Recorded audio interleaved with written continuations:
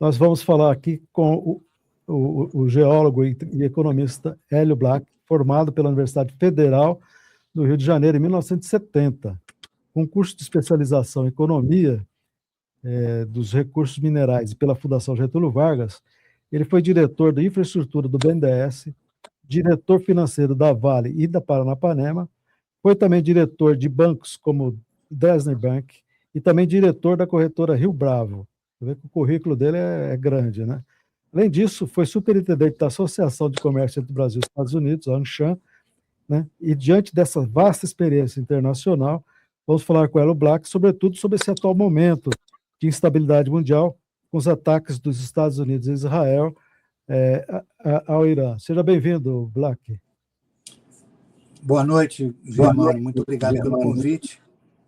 Estou à sua disposição aí para a gente conversar um pouco sobre esses temas cabeludos, né?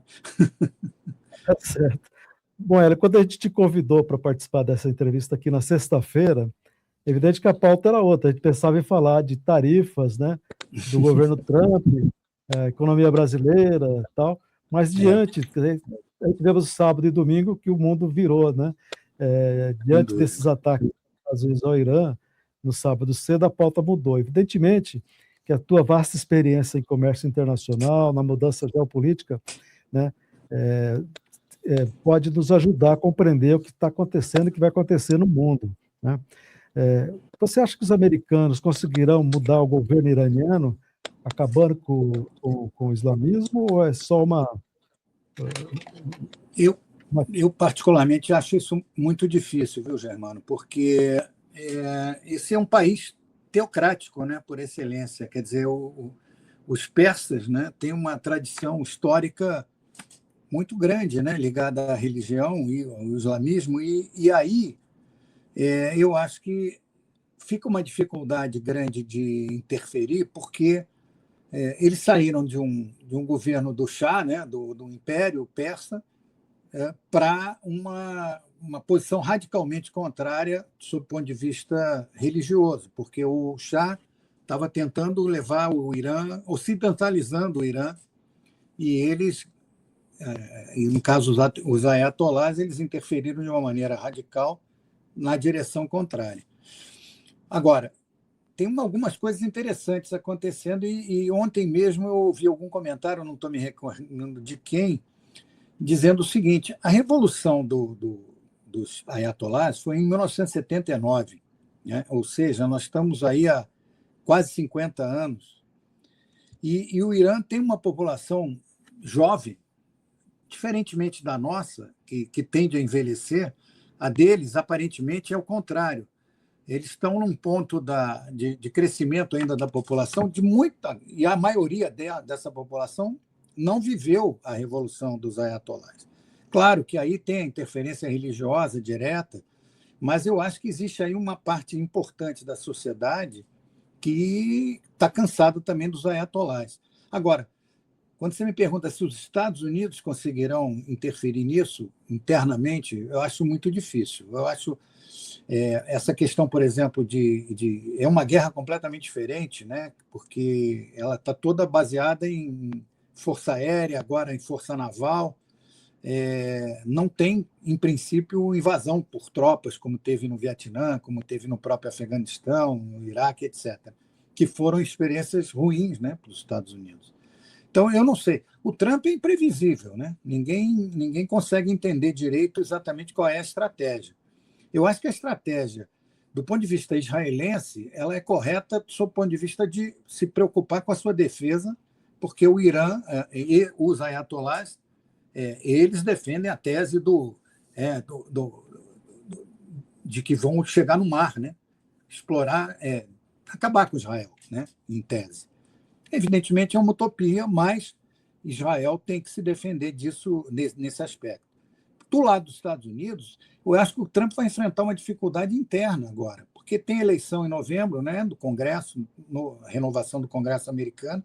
Eu não sei se isso tem um pouco a ver com essa questão interna, meio que na linha de tentar ganhar mais popularidade que vem caindo, ou se, de fato, ele tem, por princípio, essa ideia de que vai destituir os ayatolás do governo de lá. Eu não sei, eu não sou um especialista em Irã, mas aparentemente a estrutura interna lá é muito complexa e muito baseada na força da religião.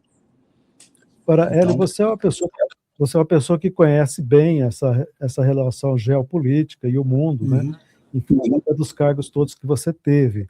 Agora, os iranianos, além dessa guerra santa aí, de valores religiosos, há também uma importância muito grande na economia, porque o Irã é o terceiro maior produtor de petróleo do mundo, né?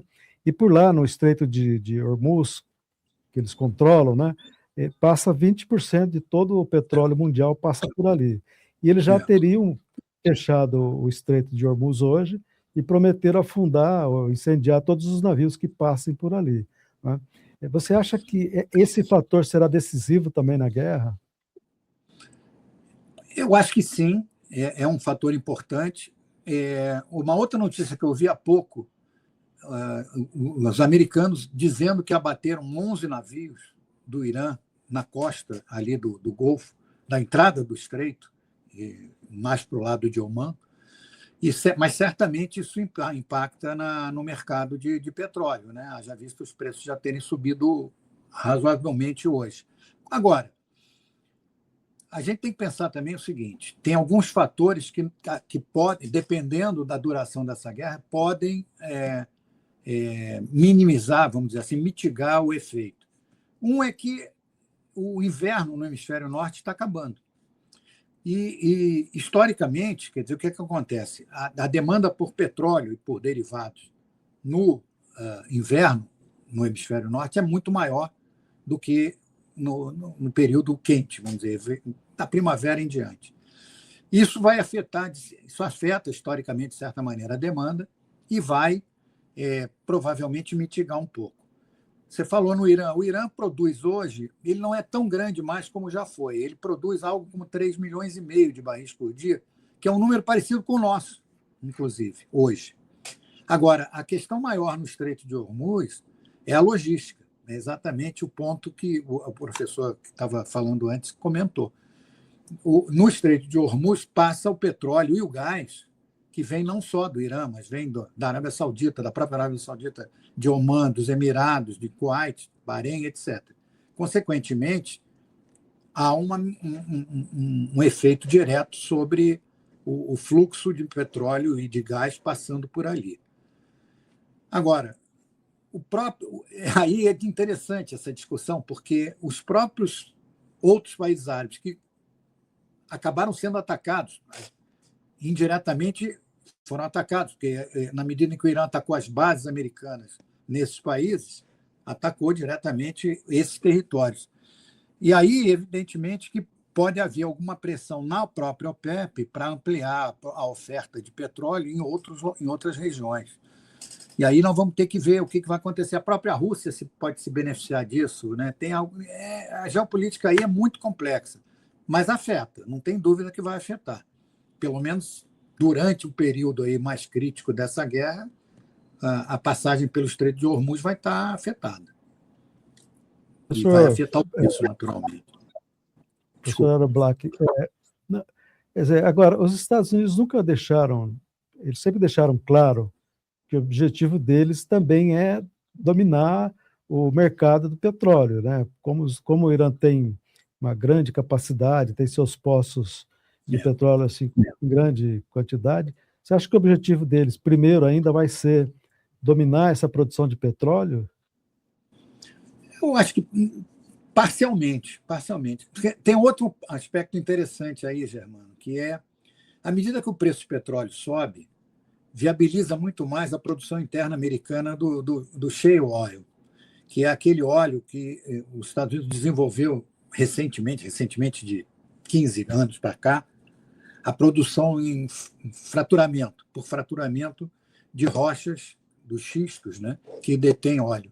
E com isso, os Estados Unidos deixou de ser importador de petróleo, né, já há algum tempo. Hoje é um exportador. E aí, o preço do petróleo afetado por essa crise, naturalmente beneficia a produção americana, que, se o preço do petróleo cai muito, inviabiliza uma parte dessa produção do shale oil, porque o custo de produção do shale oil é bem mais alto do que o método de produção tradicional, mesmo em águas profundas. Então, você vê, tem prós e contras nisso tudo aí, que é um jogo bastante complexo, bastante difícil de avaliar, especialmente pela cabeça do Trump, que a gente não, eu pelo menos não consigo decifrar. Agora, professor Hélio, o Brasil também é um grande produtor de petróleo, né? Como você falou, estava quase a mesma produção que a iraniana, né? Mas isso aí, se essa guerra escalonar, pode haver também um problema da própria, da própria inflação, né, nos países do mundo, inclusive no Brasil, porque sempre, de uma forma ou de hoje o barril está em $80. Se chegar a 100, já pode ser uma outra tragédia nesse mercado, gerando inflação nos países, né? Inclusive no próprio Estados Unidos, né, que está fazendo um esforço lá para inflação global, né? Aqui no Brasil, por exemplo, nós estamos contando com a redução da taxa de juros em março para que a gente possa né, começar uma caminhada de reduzir a taxa de juros. Se a gente tiver essa guerra com mais efeitos inflacionários, a gente pode correr o risco de não começar agora a redução da taxa de juros? Eu acho que, certamente, eu acho que o pessoal da política monetária lá no Banco Central está olhando isso aí com muito cuidado, porque, sem dúvida, esse é um fator que pode gerar inflação, sim, pode gerar inflação, infelizmente. Uma coisa que estava caminhando aí para o início de uma redução de taxa, com um efeito dessa magnitude, pode afetar.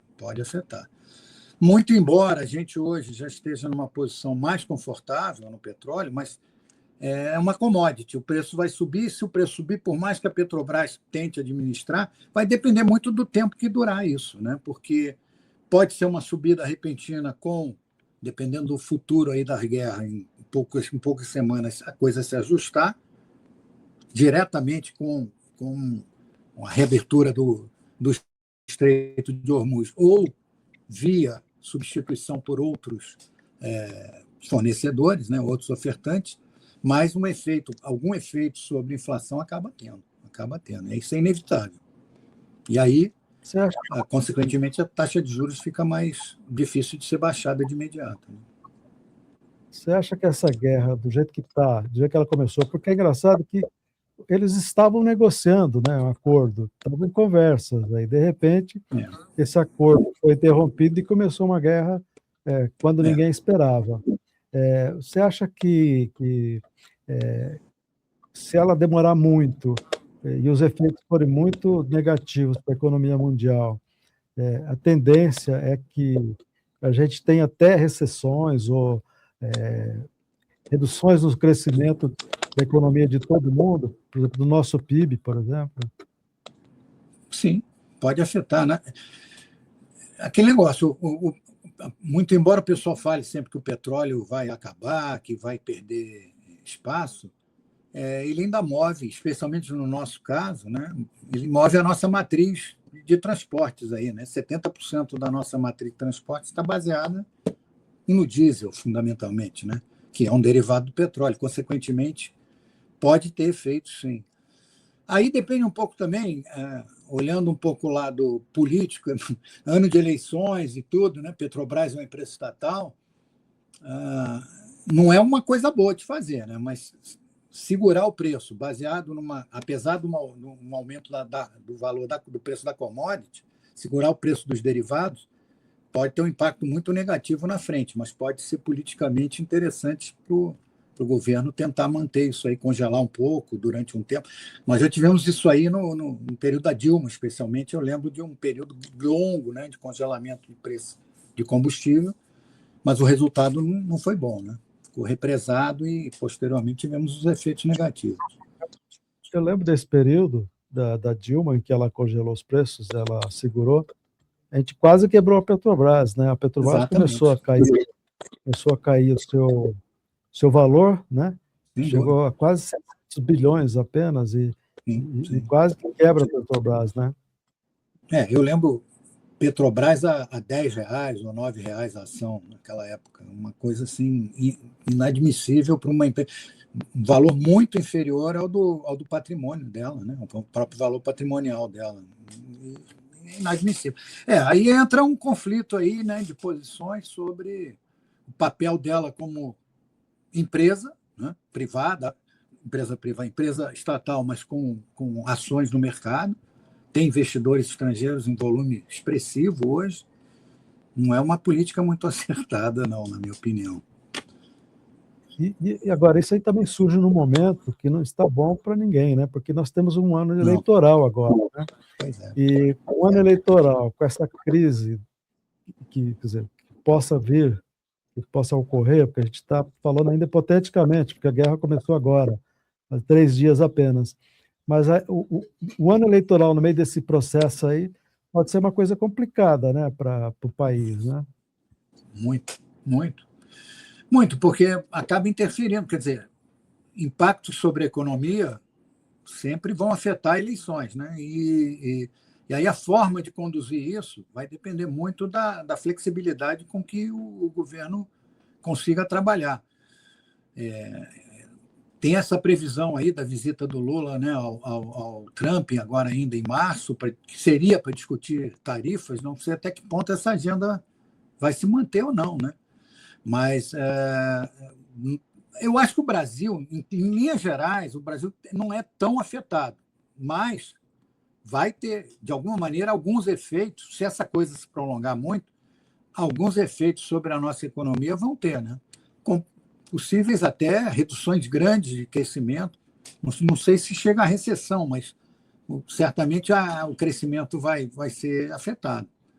E aí, com inflação ainda, se tiver que acontecer alguma coisa via matérias-primas, especialmente petróleo, aí eu acho que o quadro não é bom, politicamente delicado. Você falou aí no encontro do Trump com Lula lá em março, agora, né? Esse mês já. Agora em março. Se encontrar. Na pauta, inicialmente, era para discutir as tarifas, né? Porque a tarifa chegou a 50%, aí o Trump perdeu lá na Justiça, na Suprema Corte americana, né? A Suprema Corte derrubou os 50%, e agora ele reduziu para 10%, 15%, né? Que é o imposto que está valendo aí. De qualquer forma, por menor que seja, sempre é um problema a tarifa, né? Tarifa sempre não é um bom componente comercial. Mas essa discussão das tarifas, você acha que são mais prioritárias do que se discutir sobre guerras? Porque o Brasil, teoricamente, não está ao largo dessas guerras, né? Mesmo da Venezuela, agora da Irã, eles estão à margem. Você acha que dá para discutir tarifas sem tocar em guerra nesse momento? Eu acho que vai ser difícil, mas eu acho que, se eu fosse o Lula, eu ia tentar puxar a conversa sempre para esse lado aí e evitar essa discussão política, porque ela é muito mais delicada e o Brasil, tradicionalmente, não costuma se envolver muito, né? Mas nessa questão de tarifas, aí entra um ponto interessante, Germano, é que nós acabamos sendo beneficiados nessa discussão com o Supremo lá, com a Suprema Corte americana, porque ela nivelou, né? Ela obrigou ele a nivelar as tarifas. Em 10, ele disse que agora vai levar para 15%, mas que só vale por 150 dias. Mas isso é para todo mundo. Deixou de ser uma coisa em que o Brasil estava lá sendo penalizado com 50% para alguns produtos. Isso caiu e, consequentemente, a gente está nivelado com os demais, sob o ponto de vista de competitividade. É ruim para todo mundo? Ter tarifa é ruim, porque tem a contrapartida, mas nós estamos em linha hoje, nessa situação nova, com os demais países que fazem comércio com os Estados Unidos, nesse caso.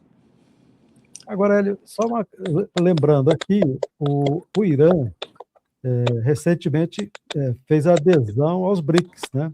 Porque os BRICS são China, né, Rússia, Brasil, Índia e África do Sul.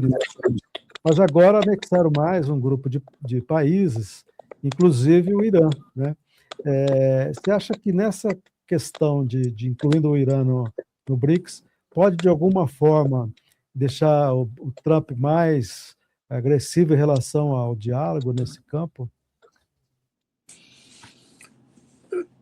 Eu acho que ele olha pouco para essa questão do BRICS. Eu acho que ele não acredita muito nessa questão do BRICS, nesse diálogo sul-sul, né? Como especialmente o Celso Amorim gosta de falar. Eu acho que ele não leva muito isso em consideração, não. Mas ele pode chamar, pode chegar para o Lula e falar: o Irã é teu aliado no BRICS, assim como a Rússia é, a China é.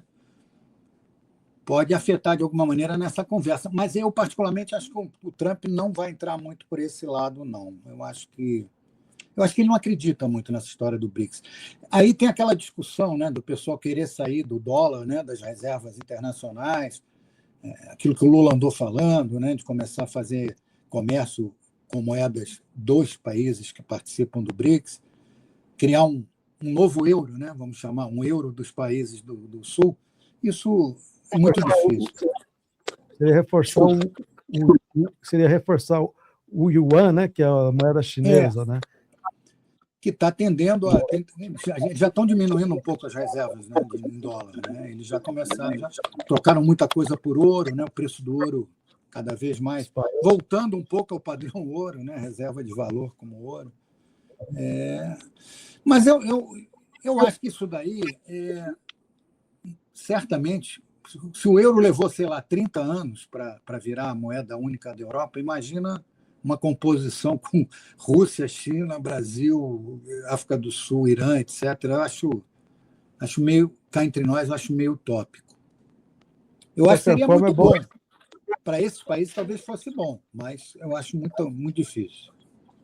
Mas, de qualquer forma, é bom o Brasil não tomar medidas muito protetoras do Irã, por exemplo, nesse momento, né? Claro. Nessa relação comercial. Sem dúvida, sem dúvida. Acho que não vale a pena, não. Eu ia te perguntar uma outra coisa.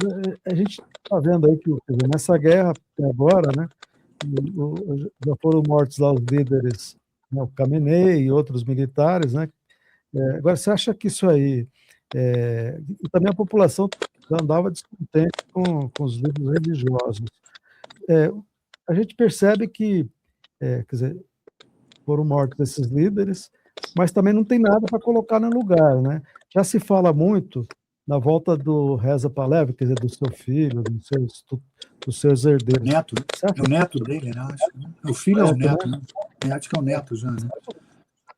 Você acha que é viável esse tipo de volta do poder dos Pahlavi? Não, né?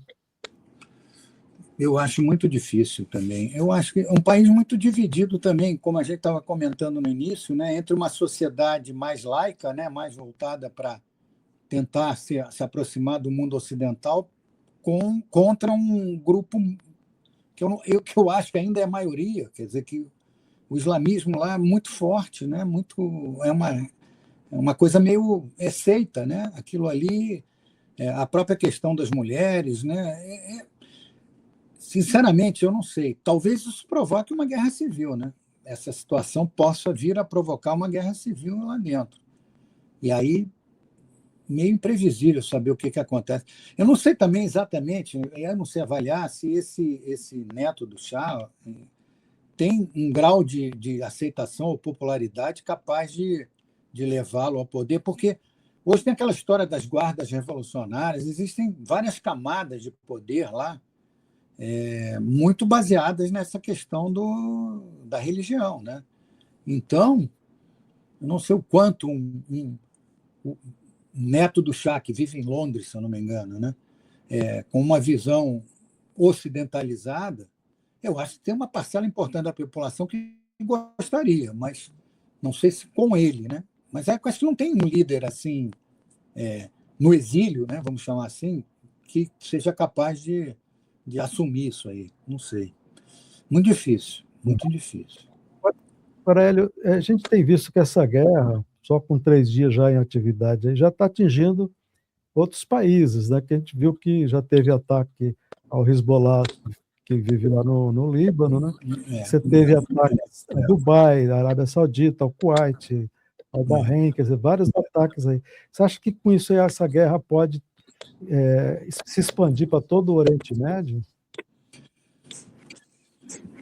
Eu não sei se numa dimensão muito grande, mas eu acho que o que muda aí é que por incrível que pareça, esse pessoal acaba se aproximando mais dos próprios Estados Unidos e de Israel para combater o Irã, porque já existe uma animosidade.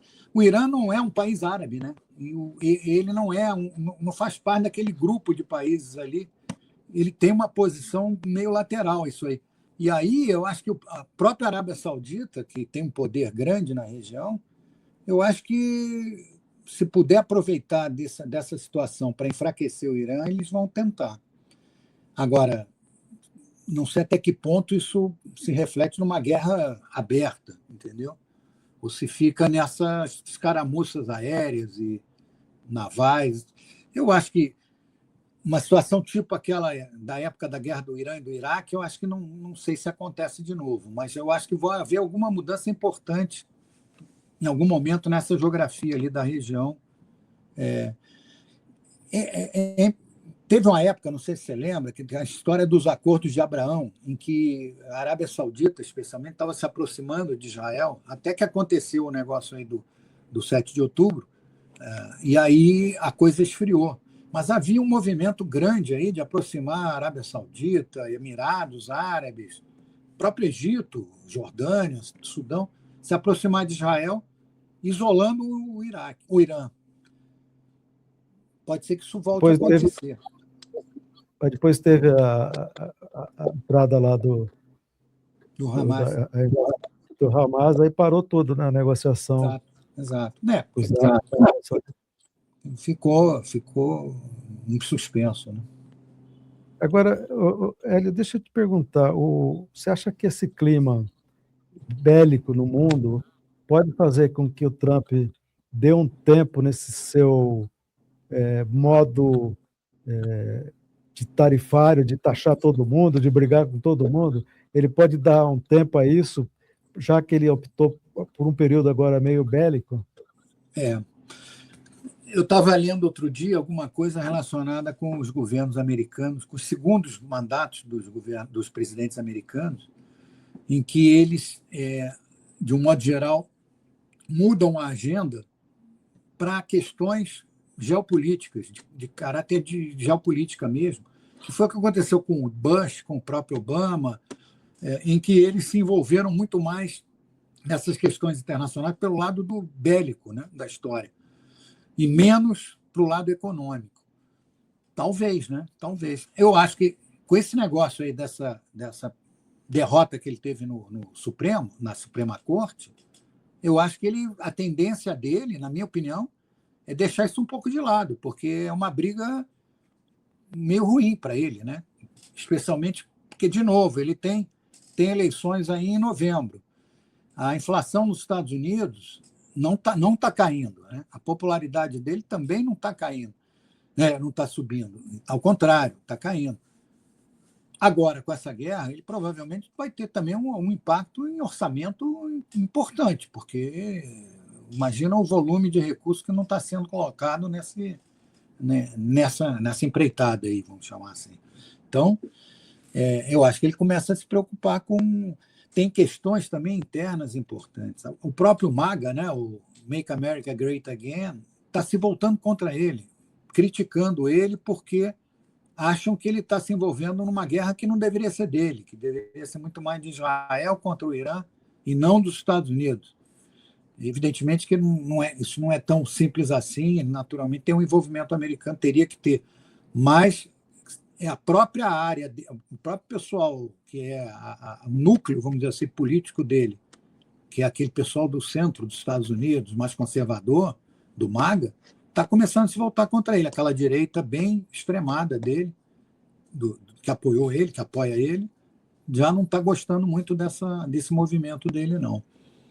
É complexo, né? É um quadro muito difícil.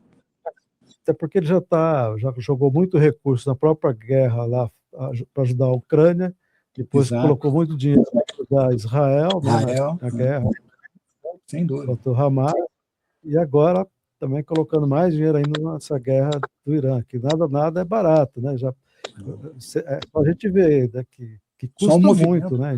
Só um movimento de porta-aviões e tudo.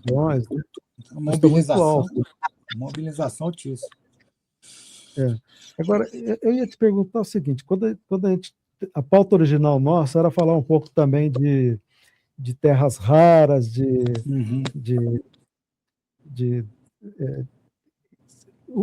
no início, quando o Lula marcou o encontro com o Trump lá em Washington, se falava muito que esse assunto de terras raras e os minerais estratégicos podia ser um assunto a ser conversado. Você acha que ainda nós temos clima para esse tipo de debate agora? Eu acho que o Lula deveria buscar essa agenda também. Só que aí tem um ponto, Germano, que é importante colocar, porque há uma certa euforia com essa questão das terras raras, como se fosse a panaceia para tudo, né? Na prática, o que acontece? Terras raras são 17 elementos químicos, né, que compõem o grupo dos lantanídeos, né, na tabela periódica. Não sei se você estudou isso também, eu nem me lembro mais de tudo, mas é o praseodímio, neodímio, európio, térbio, gadolínio e por aí vai. Cada um deles é um elemento que tem alguma função importante hoje, especialmente na área eletrônica, superímãs, baterias, etc. O Brasil, o pessoal fala, nós estamos na segunda reserva do mundo. O termo reservas é uma coisa que tem que ser olhada com muito cuidado, porque reserva, do ponto de vista econômico, geoeconômico, são reservas quando você, de fato, sabe que você tem e pode explorar, porque tem tamanho, reservas, tem volume e tem teores suficientes para se tornarem economicamente viáveis. O que nós temos, o que a gente chama em geologia muito mais é de recursos. Nós temos recursos, a gente sabe que existe, mas falta pesquisa, falta detalhar para saber exatamente quanto que a gente tem. O que a gente já tem de produção é uma única produtora no Brasil, em Minaçu, em Goiás, uma empresa chamada Mineração Serra Verde, que, por sinal, é de capital norte-americano. E ela produz o carbonato de terras raras. Ela tem ali um composto químico que tem alguns desses elementos, o neodímio, o praseodímio, estão ali dentro. Hoje, a questão importante não é deter o recurso ou a reserva em si, e muito mais a capacidade de transformar isso aí, fazer o processo de tratamento disso, para poder separar lá na frente o európio, o neodímio, o praseodímio, que são os elementos que são usados nessas baterias, ímãs e etc. É o que a China já está fazendo. Então, o Lula foi conversar lá na Índia com o Modi, exatamente na linha de buscar uma composição onde trabalhar junto em pesquisa para isso. E com a própria China, eu acho que ele já conversou. Mas vale a pena conversar com os Estados Unidos também e procurar. O que a gente tem que procurar sempre é tentar agregar valor à nossa produção local.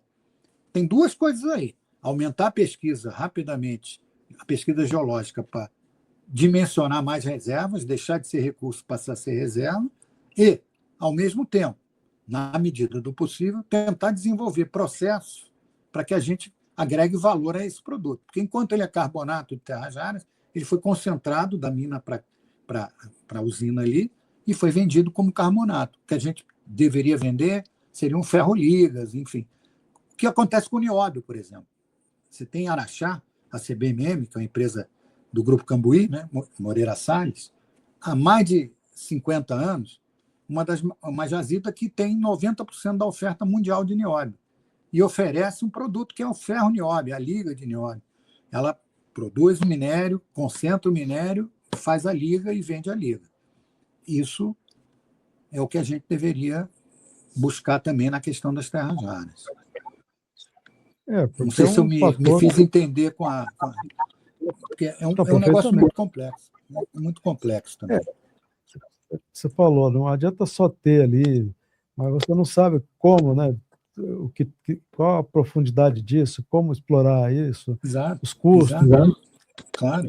Viabilidade, né? Na realidade, quando a gente descobre reservas, a gente define uma jazida.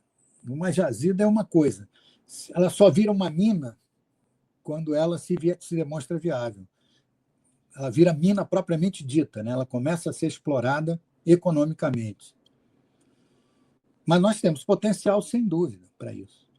Eu acho que o Lula deve buscar, sim, também. Como conversou com a Índia, com a China, conversar com os Estados Unidos. Por que não?